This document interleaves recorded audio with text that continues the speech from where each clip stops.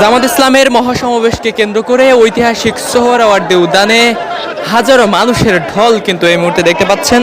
দর্শক, মূলত দুপুর 2টা থেকে জামাত ইসলামের এই মহাসমাবেশ শুরু হওয়ার কথা থাকলেও কাল রাত থেকে সারা বাংলাদেশের যে সকল মানুষ রয়েছেন, বিভিন্ন জেলা পর্যায়ের উপজেলা পর্যায়ে যে সকল মানুষ রয়েছেন, কাল রাত থেকে কিন্তু তারা ঢাকামুখী আসা শুরু করেছেন এবং এখন দেখতে পাচ্ছেন যে সোহরাওয়ার্দী উদ্যান মোটামুটি কানায় কানায় পরিপূর্ণ হয়ে রয়েছে।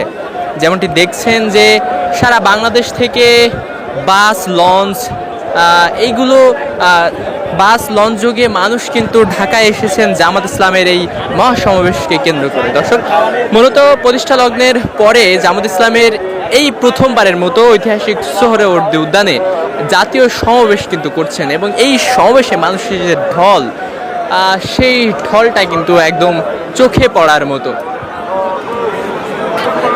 মূলত 7 দফা দাবির উপর জামাত ইসলামের এই মহাসমাবেশ কিন্তু অনুষ্ঠিত হচ্ছে এবং এই মহাসমাবেশে যেমনটা দেখছেন যে শুরু হতে এখনো কিন্তু কয়েক ঘন্টা বাকি রয়েছে। তার আগেই একদম সোহরাওয়ার্দী উদ্যান কানায় কানায় পরিপূর্ণ হয়ে রয়েছে। জামাত ইসলামের নেতাকর্মীরা যেমনটি বলেছিলেন যে এই মহাসমাবেশকে কেন্দ্র করে তারা 10 লক্ষ মানুষের সমাগম কিন্তু প্রত্যাশা করছেন। এটি দেখে মনে হচ্ছে যে এই মুহূর্তেই সোহরাওয়ার্দী উদ্যানে লক্ষাধিক মানুষ কিন্তু উপস্থিত হয়েছেন।